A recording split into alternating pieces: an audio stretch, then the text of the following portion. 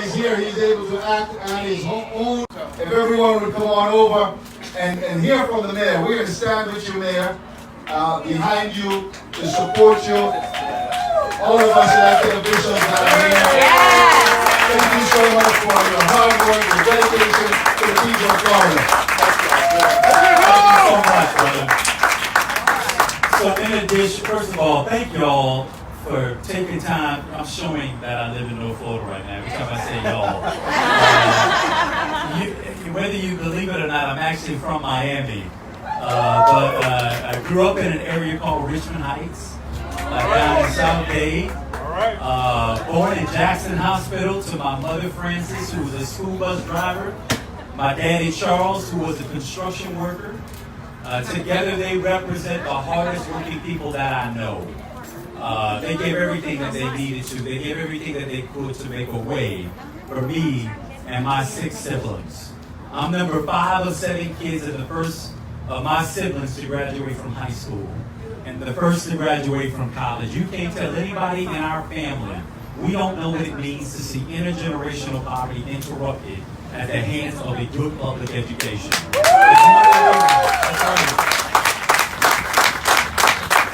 In fact, just as I'm talking about her, my mother comes up here on the side. Good job, Mom. To my mama, who, again, I talk about often, and she's taken the time. In fact, because we're from down south, she asked me to put her on a plane and fly her down here. She wanted to be here for the rest of the campaign, talking to as many people as she can. I also want to acknowledge something else historic and important. She says she's going to hang out to the side. Okay, Mom. We have Senator Darrell Jones here, and I got to give him a particular shout out because when people didn't think that an African American could compete and run statewide against odds, against money, against naysayers, this brother got out there and he said, why not? And I want you to know that you're one of the people who I think about as we try to make this run here. It means a great deal to me. We're trying to stand on your shoulders and get us a notch further, right, along the way, so that every single young person who looks up here at this array of accomplishments, Mayor Barbara Sharif, a board member now on the Broward County Commission, who served this community so ably, particularly during that last hurricane where we recognized your leadership as mayor trying to usher us through that. That means a lot.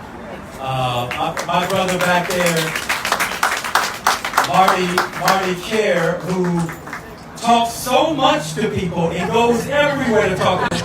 Last time I saw him, he was strapped around with his own microphone system because the doctors told him to stop talking so much, and he was straining his voice.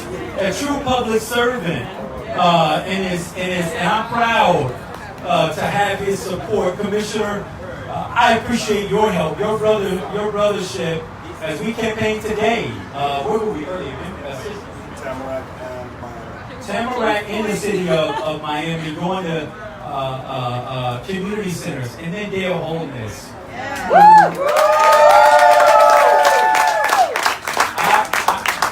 I don't have the words to describe what Dale Holdness is. He's probably best referred to as a force of nature. He gets into a space and all he does is stir it up. He gets people moving.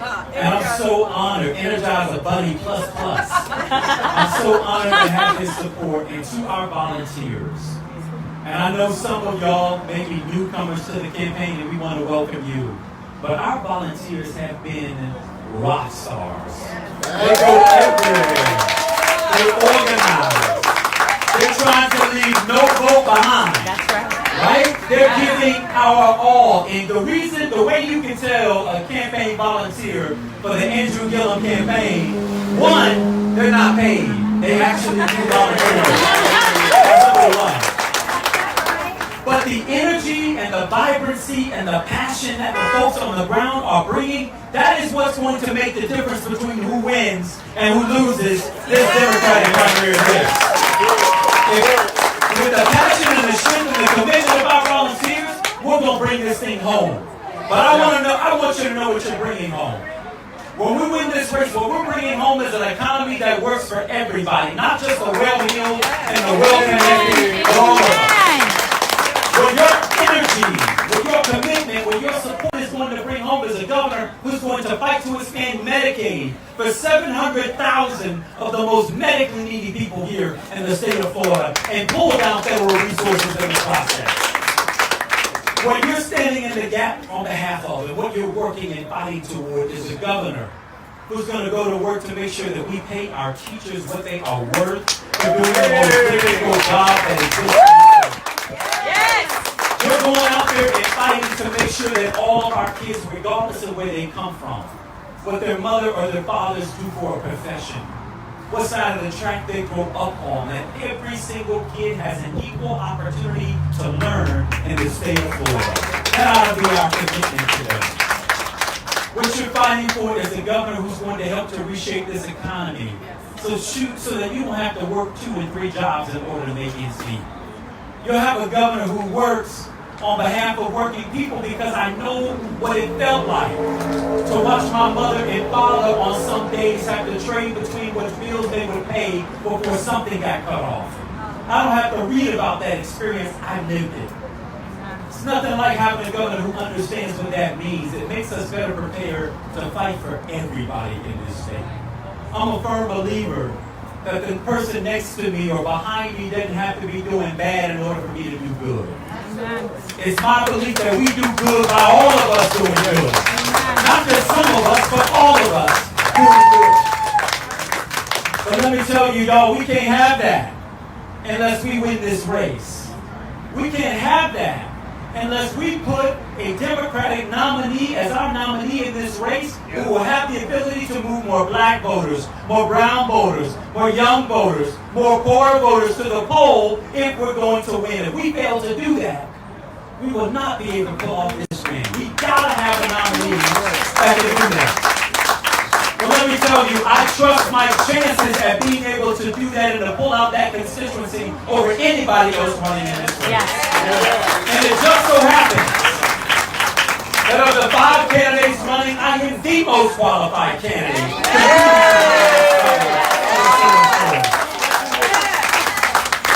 But we can't do this by ourselves. I need you. I need you like I've never needed anything before. I'm here before you, standing up, asking you for the only thing in life my mother had ever told me to ask for. And that's a chance. I want a chance to be our voice in Tallahassee. I want a chance to go and fight on behalf of all of us. I want a chance to go and help to make this a state again that works for everybody. But I need your help. So as we close out this campaign, y'all, we got to leave it all on the field. Not one of us wants to wake up on the 29th saying, I wish I would have done this. I wish I could have just given another hour. If I would have just given $5 more. None of us ought to have that regret. The opportunity that we have is right now. Let's not waste it. And so how do we not waste it? 1, get a shirt. Volunteer.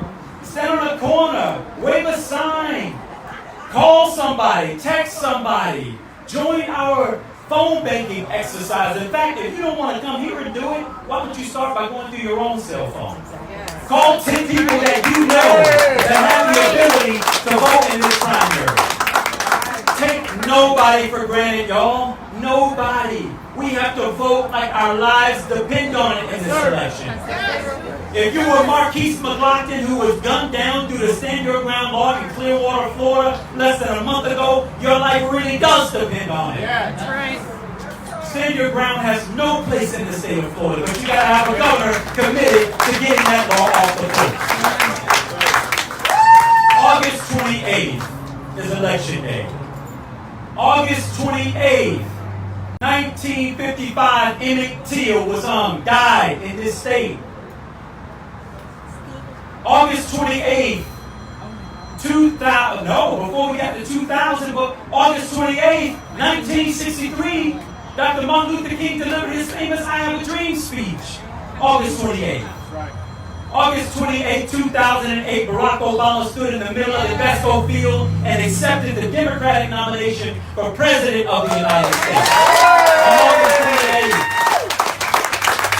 Well, listen, Broward County, listen, as we sit here on Sunrise Boulevard, on August 28, 2018, a few short days from now, we have the opportunity right here in the state of Florida to elect the most qualified Democrat competing, who would just so happen, when we win, will become the first person of color ever to lead a major party as our Democratic Party. And on November 6th, we're going to turn out like we've never turned out before, flip the state of Florida blue. And when we flip this state blue on November 6th, in 2020, we're going to flip this nation blue. Out of the White House. We're going to do that together. So I want y'all to know that I am proud. I'm honored to be standing with this amazing group of public servants. Some of the voters may not know me, but they may know them. And by knowing them and by trusting them, they may inure to me just a little bit of that goodwill that they built. And say, you know what? If Barbara's with them, I'm with them. Right? If Daryl's with them, I'm with them. But you want to know what else? When you go and you talk to your friends, they may say, you know what? I don't know him, but if you with him, girl, I trust you. If you with him, young man, I trust you. Grandma, if you with him, I trust you. You ain't never led me wrong. So we need your help in order to bring this thing home for all of us, y'all. Let's get to work. Let's win back this race. Let's win this state. And let's win back our country. We can do it. We can do it.